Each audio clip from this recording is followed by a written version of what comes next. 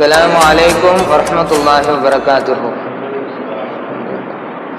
الحمد لله والصلاة والسلام على رسول الله وعلى آله وصحبه في سبيل الله والأنبياء والأولياء فنا في الله. الصلاة والسلام عليك يا سيدي يا رسول الله، خذ بيدي قلت حيلتي أدركني يا شفيع المذنبين، رضينا بالله ربا وبالإسلام دينا وبحق محمد مصطفى صلى الله عليه وسلم نبيا ورسولا وبشيخ محي الدين عبد القادر جيلاني رضي الله تعالى عنه شيخا ومرشدا. புகழனைத்தும் தாய்மல் காமில் பாக்கியாய் நிலை பெற்றிருக்கக்கூடிய அல்லாஹ் ஏகன் ஒருவனுக்கே உரித்தாவதாக. சலவாத்தும் சலாமும் சாந்தியும் சமாதானமும் ஹக் ஏகனின் ஒளிஜோதியாகிய அவனது ஹபீப் அகில உலக இரட்சகர் சர்க்குருநாதர் செய்தனா முஹம்மது முஸ்தபா ஸல்லல்லாஹு அலைஹி வஸல்லம் அன்னாரின் மீதும் வாஞ்சை கிளையார் வாரிசார்கள் மீதும் அனைத்து நல் உள்ளங்கள் மீதும் என்றென்றும் நின்றாமல் குன்றாமல் நின்று நிலைவோதாக. ஆமீன் யா ரப்பல் ஆலமீன். சங்கைக்குரிய எமது ஷேக் நாயகம் அவர்களே, குழுமி இருக்கும் முரீதுமார்களே, மஹிபுமார்களே, அல்லாஹுவின் அடியார்களே, அல்லாஹ் ரப்பல் ஆலமீன் மிக பெரும் அருள்பாலித்தவனாக நம்மை இங்கு ஒன்று கூட செய்திருக்கின்றான்.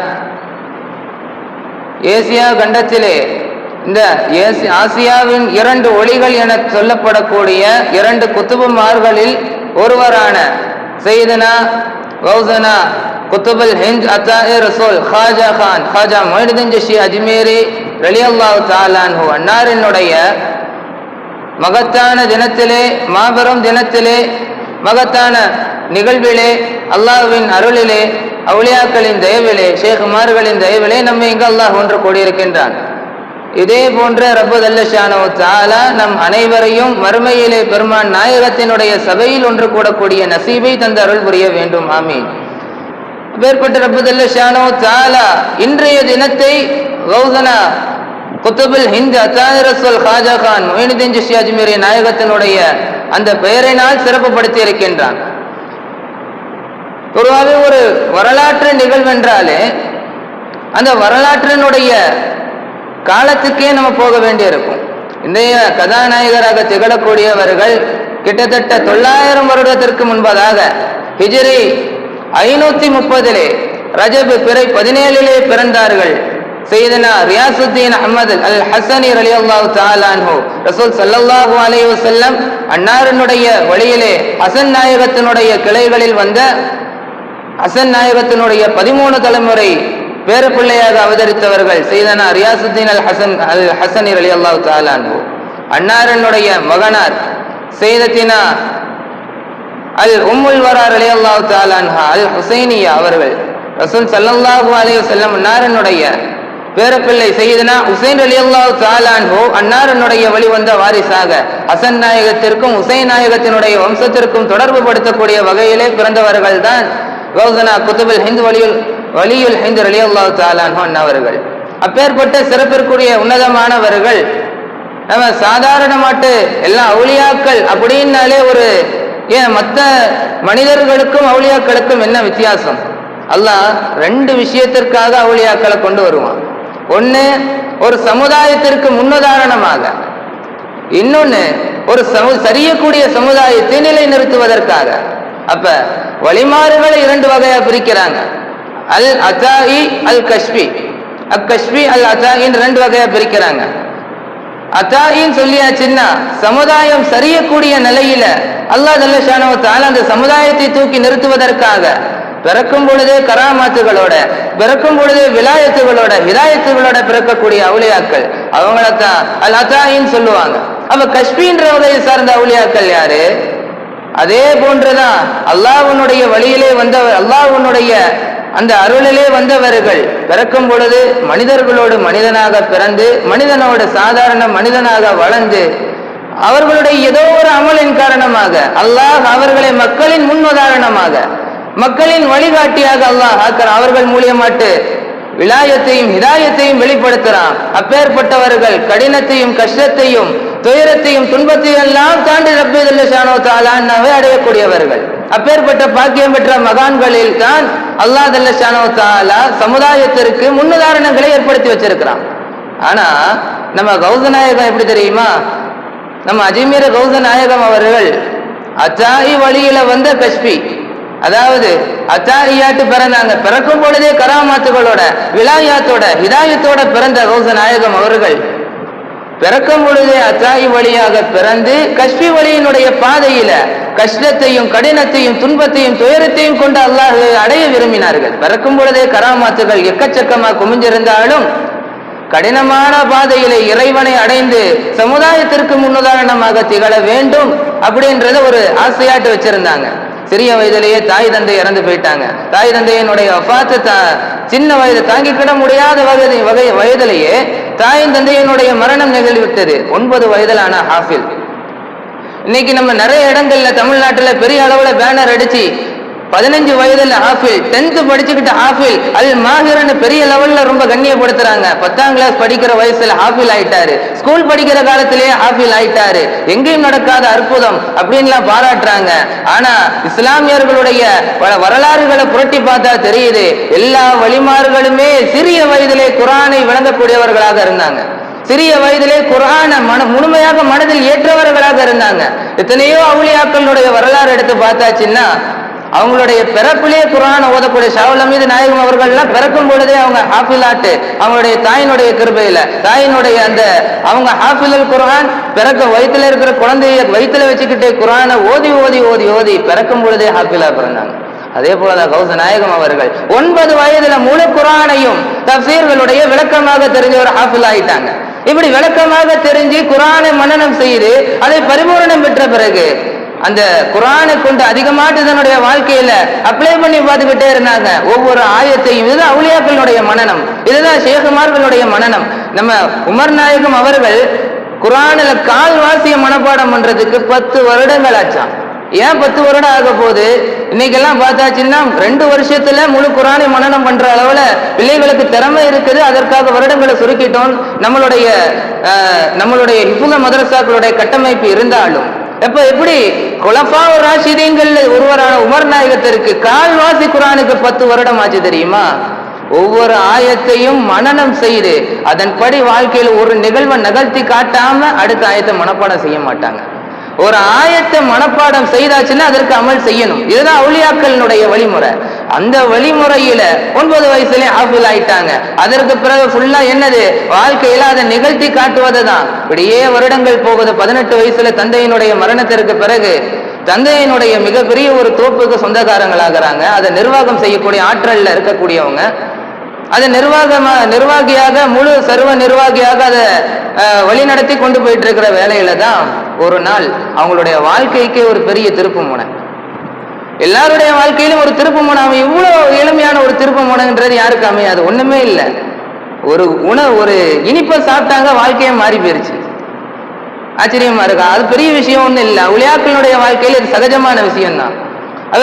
ஒரு நாள் அந்த தோட்டத்துக்கு ஒரு பெரிய வயசான முதிர்மையான ஒரு இறைநேசர் ஒருத்தங்க வரதை பார்க்கறாங்க. பார்க்கும் பொழுதே நூறானிய தாட்டு, பார்க்கும் பொழுதே பிரகாசம் ஆட்டு, ஏதோ அல்லாஹ்வுடைய வழி போல இருக்கு, நல்லடியார் போல இருக்குன்னு வரவேற்கிறாங்க. யாரு? கௌச நாயகம் அவர்கள், ஹாஜா மனிதன் ஜிஷி அஜ்மீர் அலியல்லாஹ் வரவேற்று அந்த முதியவரை உட்காந்து வைக்கிறாங்க. அவங்களுக்கு இலைப்பாடுறதுக்கு தண்ணி கொடுக்கறாங்க, பழங்கள் கொடுக்கறாங்க, திராட்சை பழங்களை கொடுக்கறாங்க. கொடுத்துட்டு இருந்தவங்கள அந்த அவுலியா என்ன பண்ணிட்டாங்க? அந்த பெரிய மனுஷரு டக்குன்னு அவங்களுடைய பையில கையை விடுறாங்க. விட்டு ஒரு உணவு, ஒரு ஸ்வீட் எடுக்கிறாங்க. எள்ளு உருண்டைன்னு சொல்லுவாங்க நம்ம ஊர்கள்ல. அது போல உள்ள ஒரு ஸ்வீட், இந்த ரவையில செய்யப்படக்கூடிய ஒரு ஸ்வீட், அந்த மாதிரி ஒரு ஸ்வீட்டை எடுத்து ஊட்டி விட பாக்குறாங்க. நம்ம இறைநேசர் யாரு? ஹாஜா மடிஞ்சு அஜ்மீர் அலியல்லாஹ் ரொம்ப தன்மானம் உடையவங்க, கொடுத்துதான் பழக்கம். அதான் அவங்க பேரே அத்தாய ரசூல். அவங்க பேரு என்னது? வாரி வழங்கக்கூடியவங்க. அல்லாஹ்வுடைய ரசூல் நாயகத்தினுடைய கொடை. அவங்க ஏன் ரசூல் நாயகத்தினுடைய கொடையானாங்க? ஏன்னா அவங்க ரசூலுல்லாஹ்வுடைய பழக்கம். ரசூலுல்லாஹ் என்ன பண்ணிட்டு இருந்தாங்க? வாரி வாரி கொடுப்பாங்க. மக்காவுல பஞ்சமான காலத்துல கூட கை சிவந்தவர்கள் செய்தனா கண்மணி நாயகம் ஸல்லல்லாஹு அலைஹி வஸல்லம். அப்பேற்பட்ட கண்மணி நாயகம் கொடை கொடுத்தார்களே, அந்த கொடைகள் ஒண்ணு ஹாஜா நாயகம். அவர்களுடைய கொடைக்கு நிகரே கிடையாது. அவ்வளவு அள்ளி அள்ளி கொடுக்கக்கூடியவங்க.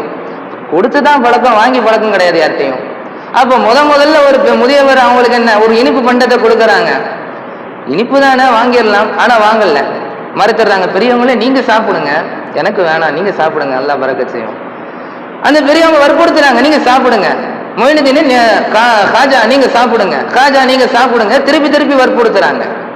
ஒரு கட்டத்துல பெரியவங்களுக்கு கண்ணியம் கொடுக்கணுமா இல்லையா, பிஸ்மில்லான்னு சொல்லி வாயில அந்த அவங்க ஊட்டி விடுறத வாயில சாப்பிட்டுட்டாங்க. அந்த பெரியாரனுடைய வரக்கத்து பொருந்திய அந்த உணவு வாயில போனதோட அந்த பெரியார் எளிமை நின்று கரங்களை உயர்த்தி எல்லாம் இவருடைய இருதய வாசல்களை திறந்து வச்சிரு அப்படின்னு சொல்லி துவா செஞ்சுட்டு இந்த இடத்த விட்டு கிளம்புறாங்க. அந்த உணவு உள்ள நுழையுது. அப்பமே அவங்களுக்கு உடல்ல வித்தியாசங்கள் தெரியுது, மனதில் வித்தியாசங்கள் தெரியுது. அப்படியே சுத்தி பாக்குறாங்க. கண்ணு கட்டுற தூரம் வரைக்கும் பெரிய திராட்சை தோப்பு. எதுக்கு இவ்வளவு பெரிய தோப்பு, எதுக்கு இந்த தேவையில்லாத வேலை? அல்லாஹ்வை நினைக்காம திராட்சைகளோட நான் என்னுடைய வாழ்க்கையை நடத்தணுமா? அல்லாஹ்வை மறக்கக்கூடிய ஒரு சிந்தனை ஏற்படுத்தக்கூடிய இந்த துனியாவினுடைய வாழ்க்கையை நடத்தணுமா? வேண்டாம், எதுவுமே வேண்டாம். காணியை விற்கிறாங்க, சொத்து பத்துக்களை விற்கிறாங்க, திராட்சை தோட்டம் எல்லாம் போயிருச்சு. அப்படியே ஒரு நாடோடியாக இங்க இவங்க பிறந்தது எங்க, ஈராக்குக்கும் ஈரானுக்கும் மத்தியில குராசான்னு சொல்லப்படக்கூடிய ஒரு ஊர்ல. அந்த ஊர்ல இருந்து அந்த காலத்துல பகதாது மாதிரியே இந்த ஈராக் பக்கத்துல வேற சில இடங்கள் இருந்துச்சு. பகதாதுன்றது இல்மினுடைய பட்டணம்னு சொல்லுவாங்க. உலகத்துல அந்த நேரத்துல கல்வி, இஸ்லாமிய கல்வி நிறைஞ்சு இருந்தது எங்கதான், பகதாதுல தான். ஆனா பகதாத மாதிரியே இந்த குராசானுக்கு பக்கத்தில் உள்ள சில ஊர்கள், ஸ்விஸ்தான், புகாரா என்னது, புகாரி இமாம் வந்த இடம், இப்படி பல வேற சில ஊர்கள் இருந்துச்சு. அதுல சிஸ்தானை தேர்ந்தெடுக்கிறாங்க, சிஸ்தானை நோக்கி பயணம் போறாங்க. அங்க போயாச்சுன்னா ஈராக்ல சிஸ்தான்ல இருந்து அவங்க மார்க்க கல்விகளை கற்க ஆரம்பிக்கிறாங்க. குர்ஆனை விளங்கியாச்சு, ஹதீஸ விளங்கணும், முஜத்திதுகளுடைய வரலாறுகள் அறியணும். எல்லாத்தையும் அறிஞ்சு முடிச்சுட்டு ஈராக்ல போறாங்க. சையதுனா உஸ்மானுல் ஹாரூனி ரலியல்லாஹு தஆலா அன்ஹு அவங்க தான் ஹாஜா மொஹிதீன் சிஷ்தி அஜ்மீரி நாயகத்தினுடைய ஜிஷ்டியா தரீகாவினுடைய ஹிலாஃபத்து கொடுத்த ஷேக் நாயகம். ஷேகனுடைய காலடியில் அமர்ந்து 20 வருடங்கள் அந்த ஷேகுக்காக கிதுமத்தில் ஈடுபட்டிருந்த ஷேக் நாயகம் அவர்கள் அந்த 20 வருடத்திற்கு பிறகு மார்க்க பணியை மேற்கொள்ளணும், தீனுடைய பணி ஆரம்பிக்கணும். நம்மளால முடிஞ்ச அளவுக்கு ரசூல் நாயகம் இஸ்லாத்தை பரப்பினாங்களே, அத்தாய ரசூலுல்லாஹ்வுடைய கொடையாட்டி நம்ம இஸ்லாத்தை எல்லாருக்கும் கொடை கொடுக்கணும்னு கிளம்பி போறாங்க. போய் எல்லா இடத்திலையும் இஸ்லாத்தை பரப்புறதுக்காக அவங்களுடைய நடவடிக்கைகள் ஆரம்பிக்கிறாங்க. அதனுடைய வரிசையில ஹஜ்ஜி உம்ரா எல்லாம் செஞ்சுட்டு பகதாதுக்கு போறாங்க. சையதுனா கௌசனா முஹிதீன் அப்துல் காதிர் ஜைலானியோட ஹயாத்தா இருக்கிற நேரத்துல வாழ்ந்தவங்க யாரு, மொஹிதீன் சிஷ்தி அஜ்மீரி நாயகம் அவர்கள். கௌச நாயகம் குத்துபுல் அக்தா முஹிதீன் அப்துல் காதிர் ஜைலானி ரலியல்லாஹு தஆலா அன்னார்களுடைய காலகட்டத்திலே வாழ்ந்தவங்க, அவங்களுடைய மச்சான், அவர்களுடைய சம்பந்தப்பட்ட உறவுல உள்ளவங்க. அவங்க தான் யாரு, ஹாஜா மொஹிதீன் சிஷ்தி அஜ்மீரி ரலியல்லாஹு தஆலா அவர்கிட்ட உறவுல இருந்தவங்க. கௌச நாயகத்திடத்துல ஹிலாஃபத்து வாங்குறதுக்கு கேட்கும் பொழுது கௌச நாயகன் தான் முதல்ல யார்கிட்ட காட்டுவாங்க, உஸ்மானுல் ஹாரூனி நாயகத்தை கை காட்டுவாங்க. அங்க போய் ஹிலாஃபத்து வாங்கியாச்சு. ஷேக் நாயகமே, என்னுடைய ஷேக்கை நான் தேர்ந்தெடுத்துட்டேன், அவங்களிடத்துல இருந்து இப்ப விடைபெற்று வந்திருக்கிறேன், உங்கள்ட்ட ஆன்மீக பாடங்கள் சிலதை படிக்கிறதுக்காக. 2 வருடங்கள் உட்கார்றாங்க. பெரிய பெரிய ஆன்மீக கல்விகள் எல்லாம் கத்துக்கிட்டு ஆன்மீக கல்வி நிறைந்து வழி ஆரம்பிச்ச பிறகு அங்கிருந்து இஸ்லாத்தை பரப்புறதுக்காக எல்லா இடத்துக்கும் கிளம்பி போறாங்க. உலகத்தில் உள்ள பல இடங்களுக்கும் போறாங்க. குறிப்பா மதினாவுக்கு போறாங்க. போன நேரத்தில் ரசூலுல்லாஹ்வுடைய தர்பார்ல நின்னுக்கிட்டு ரசூல் நாயகத்தினுடைய அந்த தங்க கதவை பார்த்தவர்களாக அஸ்ஸலாத்து வஸ்ஸலாமு அலைக்க யா சையதி யா ஷஃபீஇ யா ரசூலல்லாஹ்னு சொல்ற நேரத்துல, ரசூலுல்லாஹ்வுக்கு சலாம் சொல்ற நேரத்துல அங்க இருந்த அதிகாரிகள், ஹஜ்ஜி செய்துட்டு உம்ரா செய்துட்டு வந்திருந்த ஹாஜிகள், உம்ரா செய்தவர்கள் மாத்திரமில்லாம கூட இருந்த எல்லா நிர்வாகிகள் உட்பட ரசூல் நாயகத்தினிடத்தில் இருந்து வலைக்கும் சலாம் யா வலியில் ஹிந்து, இந்தியாவினுடைய வலியே, வலைக்கும் சலாம், அல்லாஹ்வினுடைய சாந்தி உங்கள் மீது உண்டாகட்டும்ன்ற ஒரு குரல் ரசூல் நாயகத்தோட தர்பார்ல இருந்து வருது. அது வரைக்கும் இவங்களுக்கும் இந்தியாவுக்கும் சம்பந்தமே கிடையாது. இந்தியாவை பார்த்ததும் கிடையாது, இந்தியாவுக்கு வந்ததும் கிடையாது, இந்தியாவினுடைய வழிகள் கூட தெரியாது. ஆனா ரசூலுல்லாஹ் ஏன் வழிகள் ஹிந்துன்னு சொன்னாங்க? ரசூலுல்லாஹ் ஏன் இந்த இந்தியாவினுடைய ஒப்பிட்டு சொன்னாங்க? இந்தியாவினுடைய இறைநேசரன் ஏன் சொல்லணும் அப்படின்னு யோசிச்சுட்டு இருந்தவங்க ரசூலுல்லாஹ் இந்தியாவுக்கு போக சொல்றாங்க. அப்படின்ட்டு உடனடியாட்ட ரப்பே உன்னுடைய ஹபீபினுடைய கட்டளை, இந்தியாவை நோக்கி பயணம் செய்ய சொல்றாங்க, நான் கிளம்புறேன் பிஸ்மில்லான்னு அவங்க கால் போற போக்குல நடக்கிறாங்க. இந்தியாவுக்கு அடைஞ்சிட்டாங்க. பல நாள் பயணம், ரொம்ப கடுமையான பயணம். அதெல்லாம் தாண்டி இந்தியாவுக்கு வந்தா இப்போ உள்ள இந்தியா இல்லை, பழைய பாகிஸ்தானோட சேர்ந்த இந்தியா. அப்ப அவங்க வந்தது பாகிஸ்தானுக்கு தான். முதல்ல பாகிஸ்தானுக்கு 5 வருடங்கள் கடுமையான இஸ்லாமிய பணியை மேற்கொள்ற ஷேக் நாயகம் அவர்கள் அவங்களுடைய அந்த ஆன்மீகத்தினுடைய வீரியம், பார்க்கறவங்க எல்லாம் இஸ்லாம் ஆகுறாங்க. ஒரு தெருவில் நடந்து போறாங்கன்னா எதிரில் வர்றவங்க எல்லாம் முஸ்லீம் ஆயிட்டே போறாங்க. குப்புசாமியாவும் குமாரசாமி ஆட்டும் வர்றவங்க எல்லாம் அப்துல் கஃபூர் ஆட்டும் அப்துல்லா ஆட்டும் மாறிக்கிட்டே போறாங்க. இப்படியே அவங்க 5 வருட பணியில லட்சக்கணக்கான இஸ்லாமியர்கள் அங்க ஒன்று சேர்க்கிறாங்க. பிறகு அப்படி அங்கிருந்து நம்ம இன்னைக்கு நம்ம ஜிஸ்டி அஜ்மீரின்னு சொல்றோமே, அந்த அஜ்மீருக்கு இப்பதான் வராங்க. 5 வருடம் கழிச்சு வந்தா அஜ்மீர் தான் இந்தியாவிலே இஸ்லாமியர்களுக்கு எதிர்ப்பான கொடூரமான நகரம். இந்தியாவில் எங்க வேணா நுழையலாம் இஸ்லாமியர்கள், அஜ்மீர்ல மட்டும் நுழைய முடியாது. ஏன்னா அங்க இருந்த மன்னர் அவ்வளவு கொடுங்கொள்ளரு. அவருடைய அம்மா முன்னாடியே அறிவிச்சிட்டாங்க, குறிப்பாக்குற பொம்பளை அந்த மன்னருடைய அம்மா. யாராலையும் இந்த இந்தியாவில் இந்த நம்மளுடைய மண்ணுல அவங்க நெருப்பு வணங்கிகள், நெருப்பு வணங்குற மார்க்கத்துக்கு மாற்றமான யாரும் நுழைஞ்சிட முடியாது வாப்பா. ஆனா ஒருத்தர் வருவாரு, அவர் முகமது நபியோட வம்சத்துல இருந்து வருவாரு, அவரை மட்டும் இந்த மண்ணுல நுழைய விட்டுறாத. நுழைஞ்சிட்டாரோ நம்மளுடைய மொத்த மார்க்கம், நம்மளுடைய மொத்த மதமே இந்த இடத்த விட்டு அழிஞ்சு போயிடும் அப்படின்னு சொல்றாங்க. முன்னெச்சரிக்கை கொடுத்துட்டாங்க. காலம் போகுது, அந்த அம்மாவும் போனாங்க. கடைசியில் அஜ்மீர் நாயகம் அவர்கள் அஜ்மீருக்கு வந்துட்டாங்க. அஜ்மீருக்கு வந்த செய்தியை கேட்டோடனே மன்னருக்கு உடம்பெல்லாம் நடுங்க ஆரம்பிச்சிருச்சு. எவ்வளவு முயற்சிகள் செய்து பார்த்தாரு. குதிரைப்படை அனுப்பினாரு, தோத்து போனாரு. காலார் படை அனுப்பினாரு, தோத்து போனாரு. அஜ்மீர் நாயகம் பெரிய படை வள்ளல்லாம் இல்லை, அவங்க வெறும் கொடை வள்ளல் தான். ஆனா அவங்களுடைய அந்த தோற்றத்திற்கும் கம்பீரத்திற்கும் யாராலும் ஈடு கொடுக்க முடியல.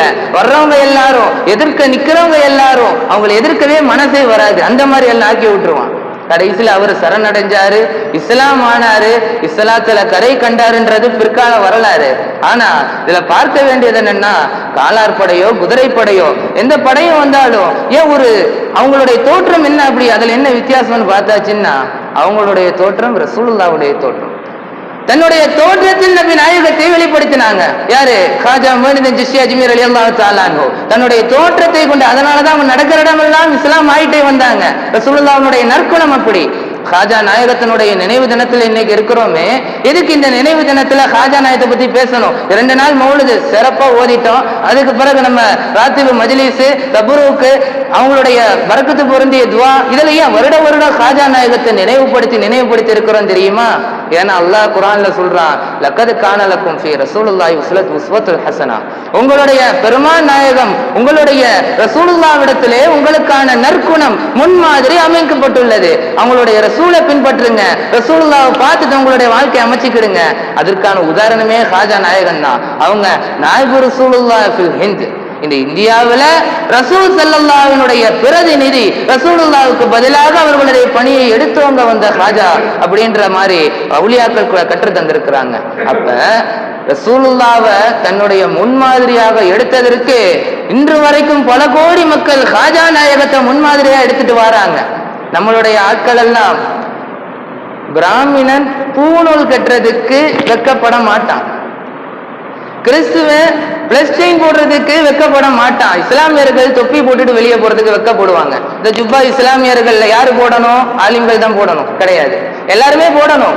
ஆலிம்களும் போடாட்டா இந்த சுன்னத்து மறைக்கப்பட்டுருமே, சுன்னனும் மன்சிய அழியப்பட்ட சுன்னத்து ஆயிருமே அப்படின்றதுக்காகத்தான் ஆலிம்களாவது இதை போடுவோம், ரசூலுல்லாஹ்வுடைய சுன்னத்து அதை நாமளாவது பின்பற்றுவோம் அப்படின்னு ஆலிம்கள் போடுறாங்க.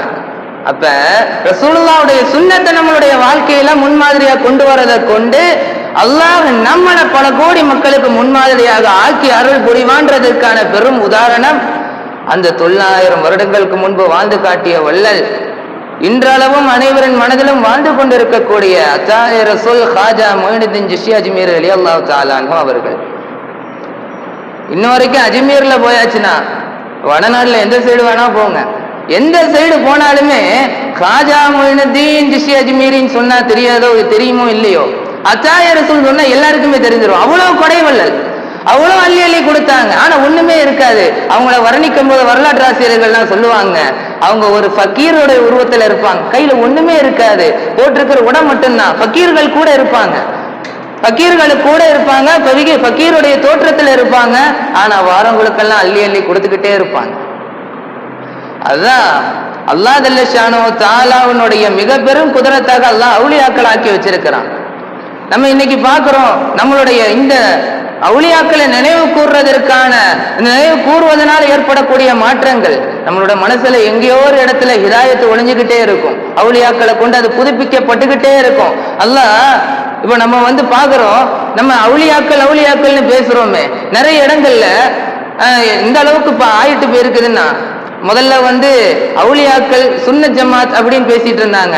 சுன்னத் ஜமாத், தௌஹீத் ஜமாத், தப்லீக், ஜாக்கு, காதியானி அப்படின்னு பிரிஞ்சு இப்ப அதுல ஒவ்வொரு சின்ன சின்ன மாற்றங்கள் இருக்கும். ஒவ்வொரு கொள்கையிலையும் ஒரு மாற்றங்கள் இருக்கும். ஆனா இந்த அளவு இன்னைக்கு மாற்றங்கள் எந்த அளவுக்கு ஆயிடுச்சு தெரியுமா? சுன்னத் ஜமாத்து தொப்பி போடுவாங்க, தௌஹீத் ஜமாத்து தொப்பி போட மாட்டாங்க. காதியானிகள் ரசூலுல்லாஹ்வுக்கு பிறகு ஒரு நபி இருக்கான்னுவாங்க. இப்படி ஜாக்கு ஒவ்வொருத்தவங்களுடைய சின்ன சின்ன மாற்றங்கள் இன்னைக்கு எந்த அளவுக்கு கொண்டு வந்துருச்சுன்னா, அல்லாஹ் ஆதம் அலைஹிஸ்ஸலாத்துக்கு சஜிதா செய்ய சொன்னானே ஒருத்தனை, இப்லீஸ சஜிதா செய்ய மாட்டேன்னு பூமிக்கு வந்தானா இல்லையா? பிறகு அல்லாஹ்வே உன்னுடைய அடியார்கள் எல்லாத்தையும் வழிகெடுப்பேன்னு சொன்னானா இல்லையா? ஷைத்தானியான ஒரு ஜமாத் இருக்கு, இப்லீஸே கிடையாது, ஷைத்தான் ஒருத்தனே கிடையாது.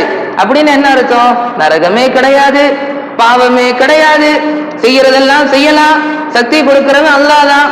அல்லாஹ் சக்தியை கொடுத்திருக்கிறான். நம்ம உலகத்துல நன்மைகளை செய்யறோமோ தீமைகளை செய்யறோமோ ஷைத்தான் ஒருத்தனால செய்யல, அது நம்ம குதிரத்தால செய்யறோம். அப்ப எந்த அளவுக்கு ஒருத்தன் அல்லாஹ் குரானுக்கே மாற்றமாக போற அளவுக்கு இன்றைய காலங்கள் ஆயிருச்சு.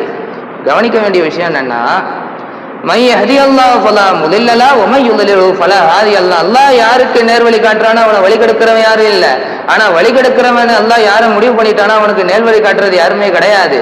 நம்ம உலகத்துல இந்த நிதர்சனமா பார்த்துட்டோம்னா, சோறு சாப்பிடுறோம், அப்படியே நேரடியா வானத்துல இருந்து இறங்குறது இல்லை. அது முதல்ல நம்ம விவசாயம் பண்றாங்க, அதை அறுவடை செய்யறாங்க, அதை கடைக்கு அனுப்புறாங்க, பார்சல் போடுறாங்க, வாப்பா வாங்கிட்டு வராங்க, உம்மா சமைக்கிறாங்க, அக்கா தட்டுல போடுறாங்க, நம்ம எடுத்து வாயில போட்டு சாப்பிடுறோம். இத்தனை ப்ராசஸுக்கு மத்திய பிறகுதான் சோறே வருதுன்னா சொர்க்கம் மட்டும் அப்படி நேரடியா விழுந்துறாரு. அப்ப வழி கெடுக்கிறதுக்கு அல்லாஹ் ஒரு ஏஜென்டாட்டு ஷைத்தானை செட் பண்ணி வச்சிருக்கிறான்னா, நேர்வழிப்படுக்கிறதுக்கு தான் ஒரு ஏஜென்டாட்டு நல்லடியார்களை, வழிமாறுகளை, இறை நேசர்களை. முன்னாடியே சொன்னதுதான், இந்த பயானுடைய ஆரம்பத்திலேயே சொன்னேன். அதுதான் அல்லாஹ் ஜல்ல ஷானஹு வ தஆலா அவுலியாக்களை 2 வகையா பிரிச்சிருக்கிறான். ஒண்ணு, வழி சருகிற கூட்டுறதுக்கு முன்மாதிரி அல்லாஹ் காட்டுவான். இங்க பாருங்க, இவங்களும் உங்களை மாதிரி கஷ்டப்பட்டாங்க, உங்களை மாதிரி சாதாரண மனிதரா வாழ்ந்தாங்க, இப்ப அல்லாஹ்வுடைய ஹிதாயத்தை எப்படி பெற்றுக்கிட்டாங்க, இவங்களுடைய வாழ்க்கையில இருந்து பாடம் படிச்சுக்கிடுங்க, இவங்களை போல வாழ்ந்து நீங்க நேர்வழிக்கு வாங்க. அப்படி இல்லை, அந்த கூட்டம் ஒட்டுமொத்தமா அழிய போதா அத்தாயி இறக்குறான். அத்தாயினா எந்த அத்தாயி? அவுலியாக்களுடைய அத்தாயி இறக்குறான். அத்தாயி பிறக்கும் பொழுதே கராமாத்துகளோட விலாயத்துகளோட முஹியத்தீன் தீனை உயிர்ப்பித்தாங்க கௌஸ் நாயகம் அவர்கள், குத்துபுல் அக்தாப். அதே போன்று அந்த மாதிரி வகைப்பட்ட அவுலியாக்களை கொண்டு சமுதாயம் ஒரேடியா சரிகிரிச்சா விழ போகதா, அதை வச்சு தீனை நிலை நிறுத்திடுவான். இப்படி அவுலியாக்களை 2 வகையாக பிரிச்சாலும் அல்லாஹ்வுடைய பாதையில தான் நம்ம டெஸ்டினேஷன். அதை தான் அல்லாஹ் பிக்ஸ் பண்ணி அவுலியாக்களை நம்ம மத்தியில படையாட்டு அனுப்பி வைக்கிறான். இறைவனுடைய இறை நேசர்கள் உள்ள தளபதியாம் இந்தியாவினுடைய இறை நேசர் கௌசனா வலியுல் ஹிந்த் குத்துபுல் ஹிந்த் அத்தாய ரசூல் ஹாஜா கான் ஹாஜா மொய்னுதீன் சிஷ்தி அஜ்மீர் ரலியல்லாஹு தஆலா அன்ஹு அன்னாருடைய அந்த ஒப்பற்ற வள்ளலினுடைய மகத்தான ஒரு நிகழ்விலே, தினத்திலே, மகத்தான ஒரு நிகழ்விலே அல்லாஹ் நம்மை இன்று ஒன்று கூடி இருக்கின்றான். நம்ம ஷேக் நாயகத்தினுடைய கிருபையை கொண்டு இதே போல அல்லாஹ் ஜல்ல ஷானஹு தஆலா இவங்களுடைய பொருட்டினாலே நமது ஈமானை பரிபூர்ணப்படுத்த வேண்டும், நமது யக்கீனை வழிபடுத்த வேண்டும், நம்முடைய சந்ததிகளோடு சேர்ந்து சுவர்க்கம் நுழையும் பாக்கியத்தை தந்தருள் புரிய வேண்டும். வழிமார்களை என்றும் அனுசரித்து அவர்களுடைய கருணையும் துஆவுடனே வாழ்ந்து மறையக்கூடிய நசீபை அல்லாஹ் தந்தருள் புரிய வேண்டும். ராஜா நாயகத்தின் பொருட்டினால் நம் அனைவருடைய இந்த துஆவையும் நம்முடைய அனைவருடைய அமல்களையும் அல்லாஹ் கபூல் செய்து அருள் புரிய வேண்டும். வாஹிரு தஅவானா அல்ஹம்துலில்லாஹ். அஸ்ஸலாமு அலைக்கும் வரஹ்மத்துல்லாஹி வபரகாத்துஹு.